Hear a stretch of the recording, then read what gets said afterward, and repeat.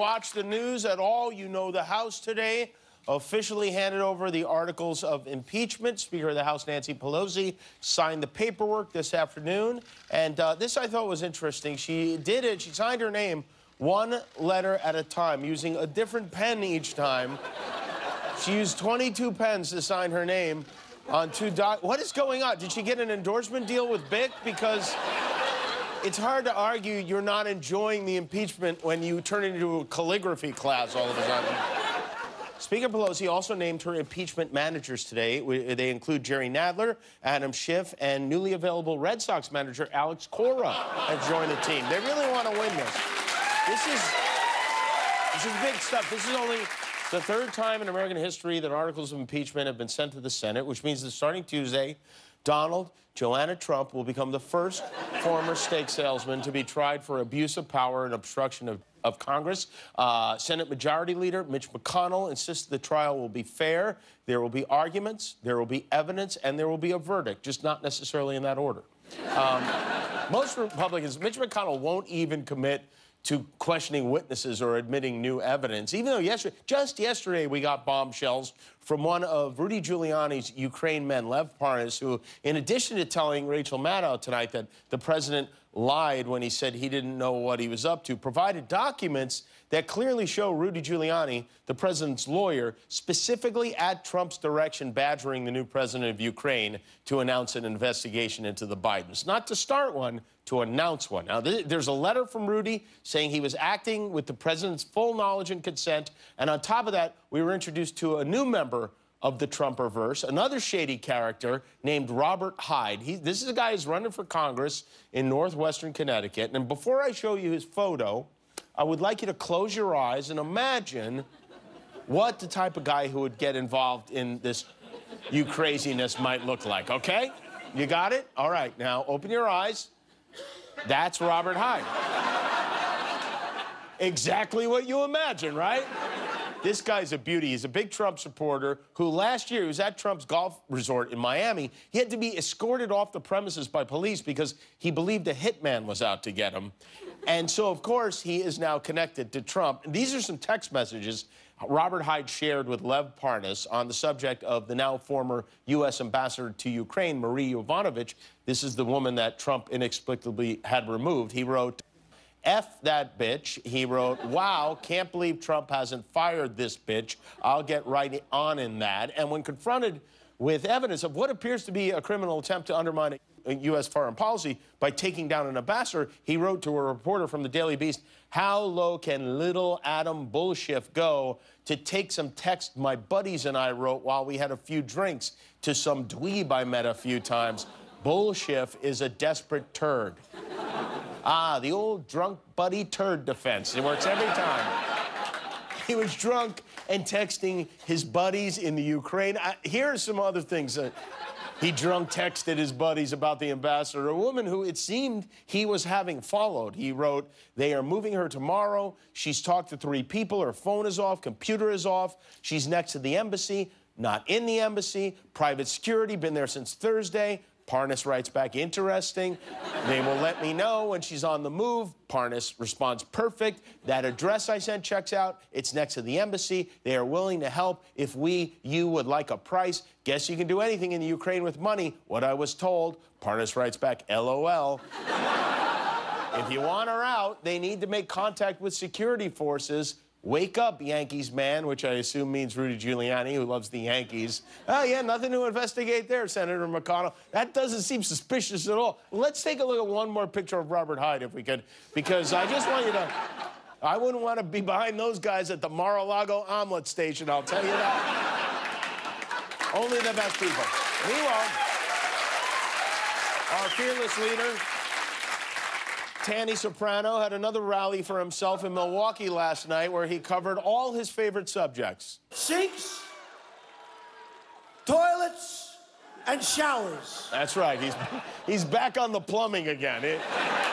In 3 years, somehow we went from drain the swamp to flush the toilet. This is good, too. Trump was in rare form last night on the latest stop for his Orange Collar comedy tour. Anybody in here does not love their children? There are some. Don't, come on, raise your hand. There are some. Like, you know, they're brats. They're little brats. They're horrible human beings.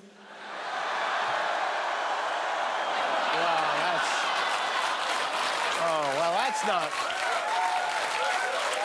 Well, for once we agree. And while Trump was all Milwaukee'd up, the Democrats are going at it in Des Moines. Did you watch the debate last night? All eyes last night were on Elizabeth Warren and Bernie Sanders, who are at odds after Elizabeth Warren claimed that back in 2018, Bernie told her he didn't believe a woman could win the election.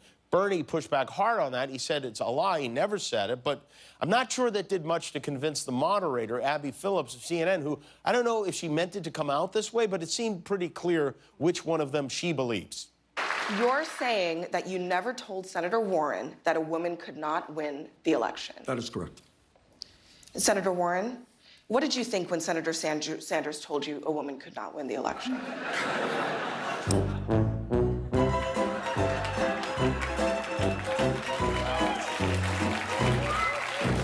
That's back on HBO on Sunday, right? Right. So then after the debate, you know, Bernie and Elizabeth Warren are old friends. They actually met at Benjamin Franklin's bar mitzvah. But that doesn't seem to be the case anymore. Watch what happened between them after the debate. Here now, he tries to shake her hand. She kind of holds back, and they have a seemingly heated discussion. And there's been a lot of speculation about what was being said. Some said they weren't arguing. Some said she just didn't want to shake Bernie's hand because it smells like brill cream and gefilte fish. But CNN today released the audio from the conversation, and yes, it was an argument. I think you called me a liar on national TV. What? I think you called me a liar on national TV. Let's not do it right now. You want to have that discussion, we'll have that discussion. You called me, you told me. All right, let's not do it now. I don't want to get in the middle, but I just want to say hi, Bernie. Yeah, good.